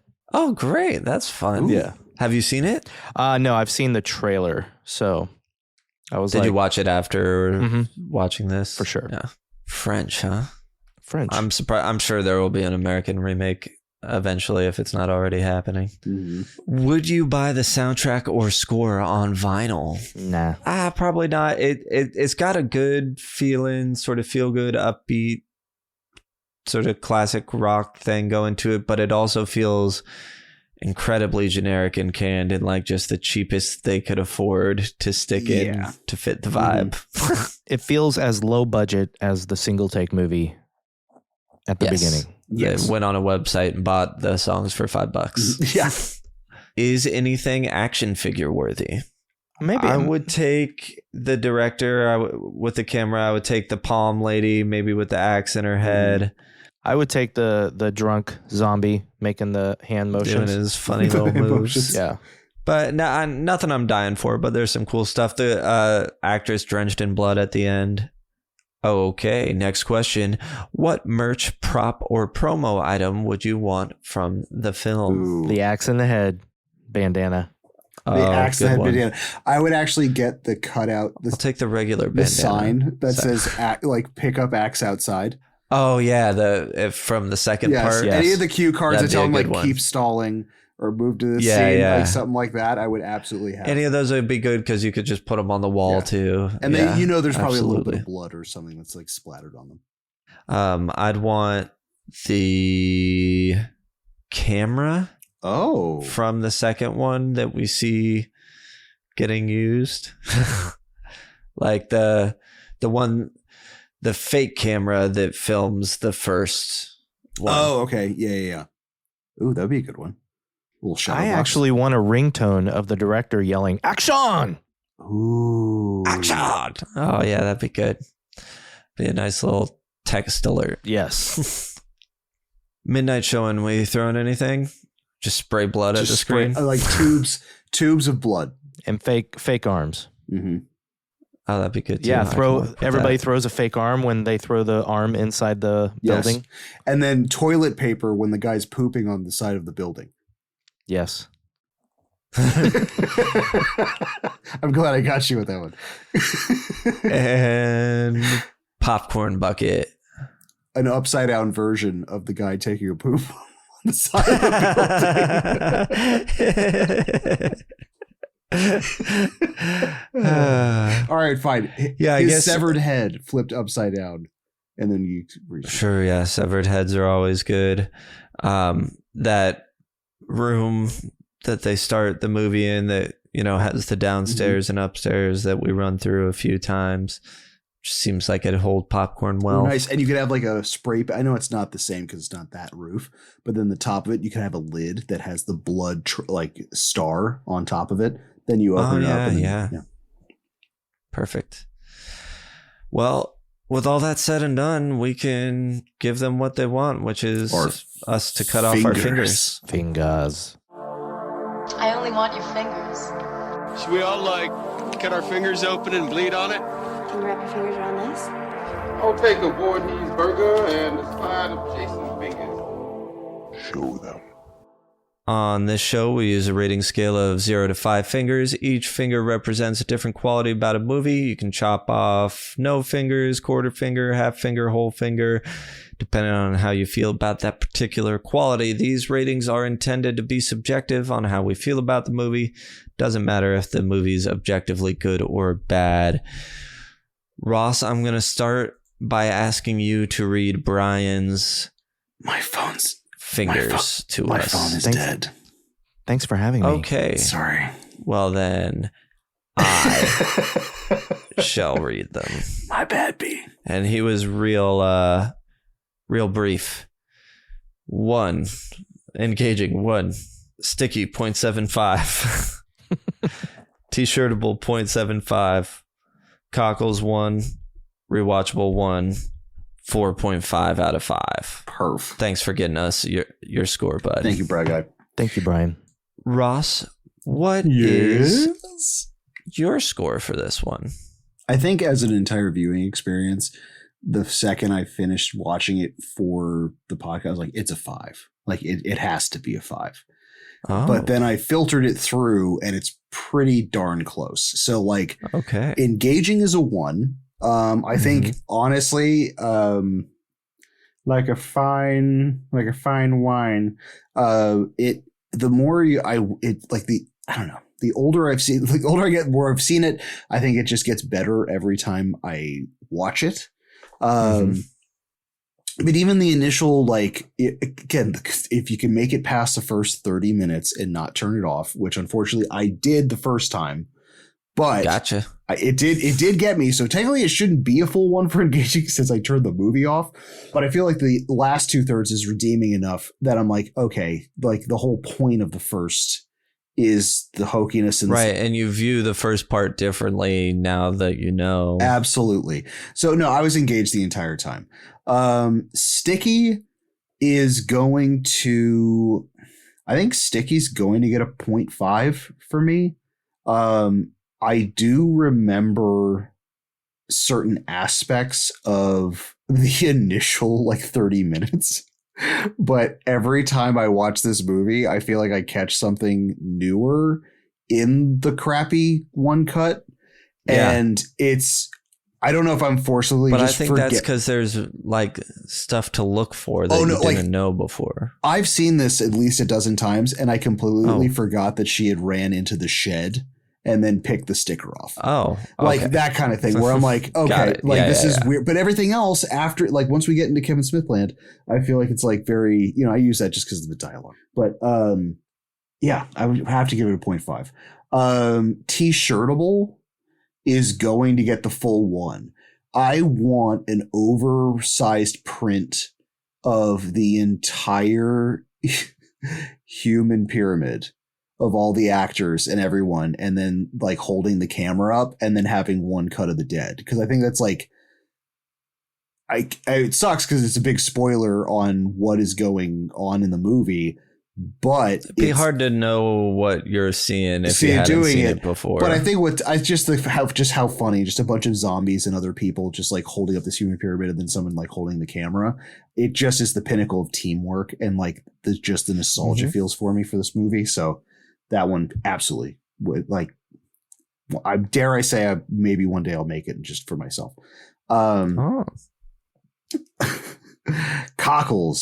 Cockles is going to get the full 1. I think it's weird because like at first it is almost anti-Cockles in the fact of like, yeah, you turned it off. I mean, it's bad. I was not enjoying the first little bit of this because I think I was expecting an hour and a half of that and not the full explanation. But the second you get through it and you realize what you watched, and then, oh my God, as you get to go through it again, dude, it eviscerated, like nuked them. Noise. Yeah. So it's like it almost has a 0.75, but my phantom figure just resurged the cockles. And then rewatchable is going to be a 1. I think I said it, like we've said it kind of multiple times throughout the recording, is that like this gets better the more you watch it. And I think you pick up more nuances and more things that go on in this movie. So yeah, I think it gives me like a 4.5. 4.5 out of 5. Yeah, I'm going to say... Now, you thought you'd be at a 5. What are you going to do here? I'm going to keep it because I want to give some breathing room for re-rates, but I think that this is going to be... You've already seen it a dozen times. I know. You know what? I think I'm going to put a 0.25 somewhere. Instead of sticky, I'll do 0.75. All right. 4.75. Yeah, it feels good. Okay. Cool. Go over to me. Engaging. I'm going to give it the full 1. First watch, I was engaged because I was wondering what the heck is going on here. And upon rewatches, it's engaging because you're looking for new things now that you know what's going on. Sticky. I'm actually going to give it a 1. I had only watched it once before I watched it for the pod. And I remembered everything. T-shirtable is a 1. Definitely would love a shirt for this. I wouldn't buy just any shirt, but I mean, I almost would. I'd have to kind of not like it to not get it. Cockles, absolutely a full 1. It's a feel-good movie. It's a movie that takes you for a ride the first time, but then it still takes you on a ride, but in a brand new way when you revisit it. Yes. So yeah. A lot going on there, and rewatchable is a 1. So that gives it 5 out of 5, which feels good to me. Interestingly enough, on my second watch, my first watch for this show, I didn't like it as much as the first time. The first time I watched it, I gave it a 5, and I was like, oh no, like maybe it doesn't have the rewatchability I thought it had. Oh no. But then on my third one, I was like, oh yeah, it does. It's totally there. Totally does. So 5 out of 5. I feel good about that. Hard body Scotty, the hot witch, a sloppy toppy or some such. Yeah, that's me. That's me, guys. Fella from the Wholesome podcast. Or some such. Wholesome with horror. Horsome. I thought it was neat. And neat with horror. So engaging, I'm going to give it, I think I'm going to give it a 0.75 because I was not engaged the whole time. There was a period in the middle of the movie where I was just kind of distracted, wondering what was going on with the movie. A little less engaged, but still 0.75.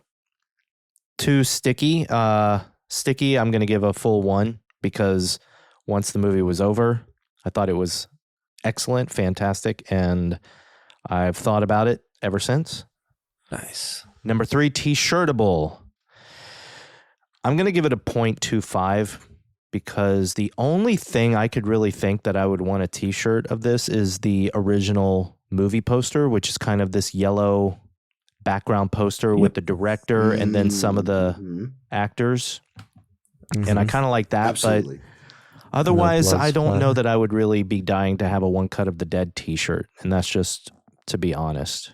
Yeah, see, for me, it's not so much because there's a lot of cool designs. It's just because of how much I like the movie. I get that. And there are movies like that for me. This is not, as much as I like the movie, it's not one that I'm like, oh, I have to have a t-shirt. But I still give it a 0.25.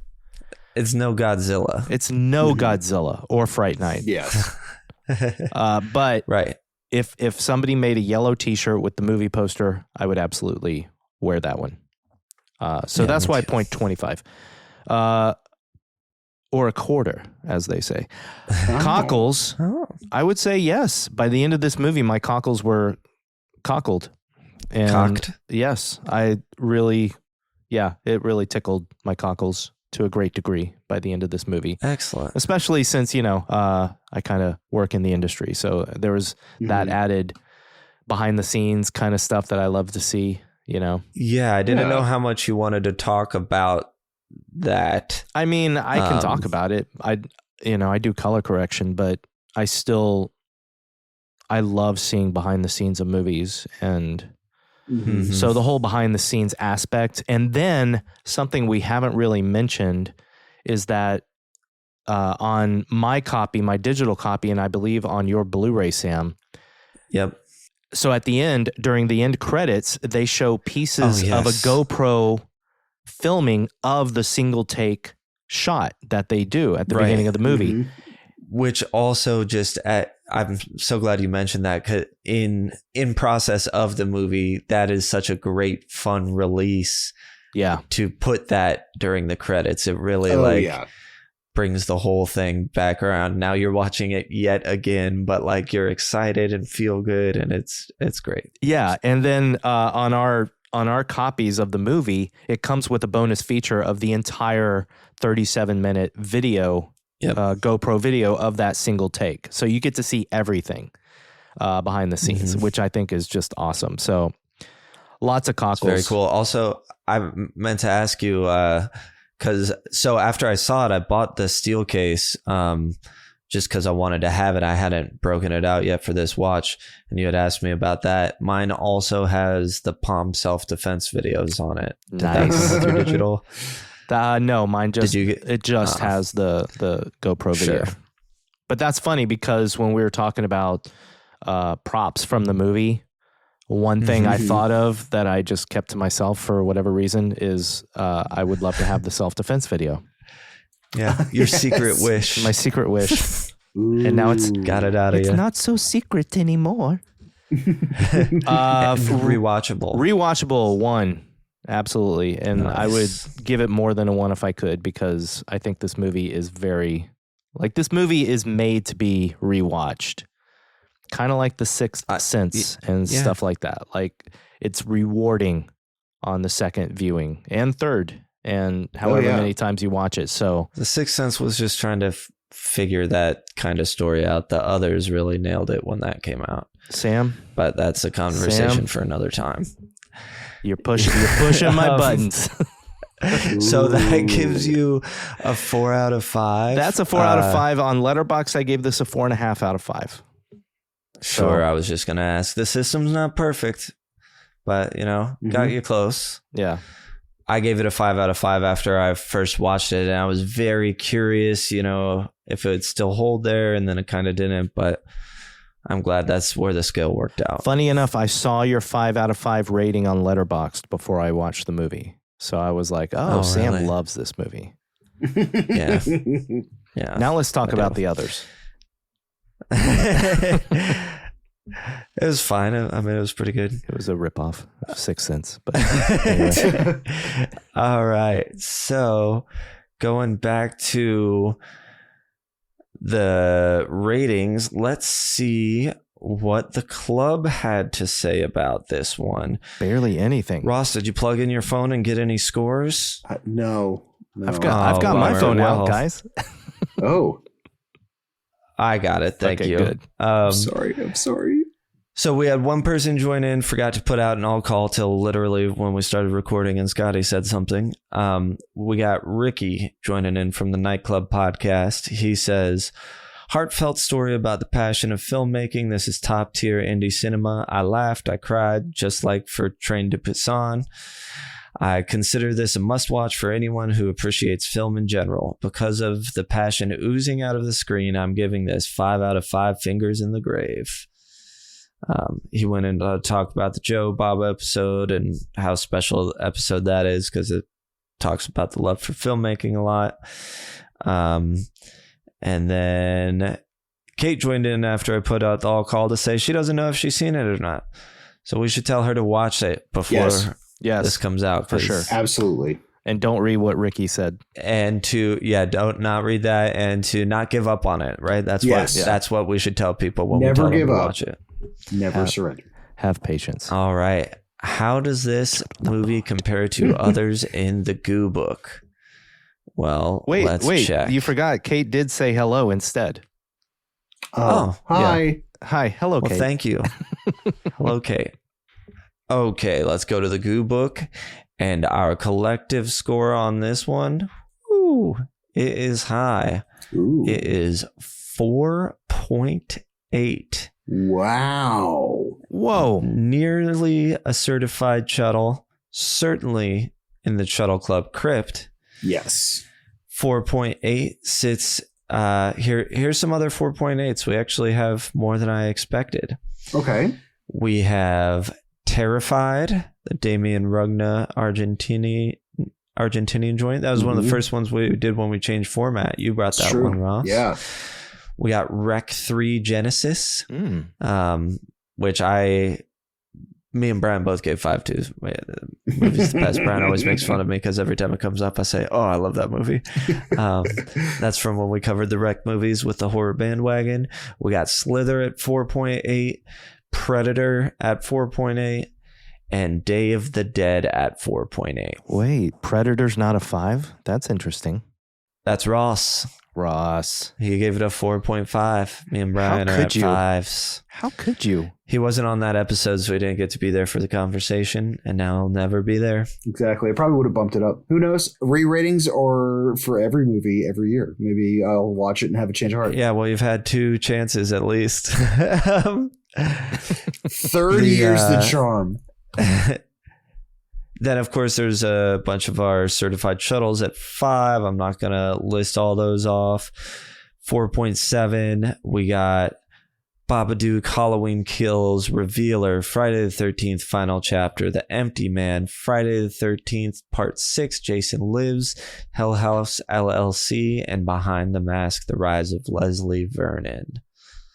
And why not? I am going to say some of our certified shuttles. We got at 5s, because you got to shout out the best of the best when we all 3 agree.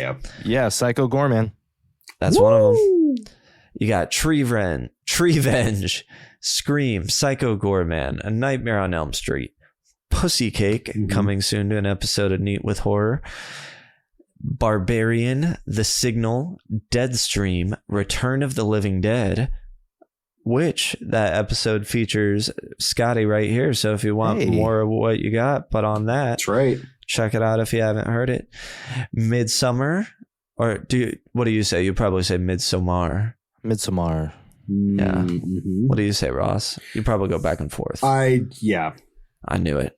I knew I both of them. You mean I have Midsommar or Midsommar? Magic ability. It doesn't really help with anything, but anybody I talk to, after I ask them how they say it, I can tell before they answer. although mostly accurate. When I'm talking to you, I call it Midsummer. Ooh. Combo breaker. Love it. And only one other movie's I got a half Midsummer right now. Yeah, you do. And that is Demons, which I believe you can listen to a solo episode of that over on Fun with Horror. You can. Scotty's Alone Time. Ooh. Now that's giving me a half Sammer. Alone in a theater with demons and a half Sammer? Ooh. All right. Keep it whole, Sam. All right. Wow. That was a good one, too. That does it. That was amazing. That does it. Knock it out of the park. Say hello. Say goodbye. That does it for the Chuddle the Club Horror Pod movie chub meeting for the night. Thank you for listening. If you made it this far, that's really amazing because this is the end of the show. Rate, review, all those things help us. Tell your friends. Really does help grow the show. Follow Chuddle the Pod on Instagram and Threads if you want to stay up to date with the show. Follow Ross Purvis on Instagram to see his tattoos and his artwork. Maybe spend some monies. Follow Chuddle the Sam, Chuddle the Brian with a Y, or Chuddle the Ross on Letterboxd if you want to see our movies, what we're watching. Jump into our Discord if you want to talk to us or participate in the show. Just to make all that easy for you, it's all in the show notes. Of course, we have to thank wholesome, handsome, hard body Scotty from Fun with Horror for joining us tonight. Half of the Fun with Horror podcast, where he and his long distance best friend keep the flame of love alive through tender talk about horror film. We do. I threw my own little spin on it. Thank you. Scotty, you want to tell them a little bit more about Fun with Horror, where to find the show, what you all do over there? You can find us on any podcast app or thing that you listen to podcasts on. It's called Fun with Horror. It is the most wholesome podcast the most wholesome horror movie podcast in the world. Yeah. There may be other wholesome podcasts like, and you won't say it, but I'm going to go ahead and say Solar System. Okay. But you're too humble. I just want to end by saying, Ross, I love you. Sam, I love you. This isn't an episode of Fun with Horror, Scotty. It always is. Brian, wherever you are, I love you. Bye, guys. I love you too. Brian loves you as well. Yeah, well, I mean, that's what Fun with Horror. That's how it rolls. And it's give me those warm feelings, just like the end of this movie. That's nice. Now, you know what? Let's start it all over again, because I bet it'll be even more fun the second time. And until next time, avoid the time loop.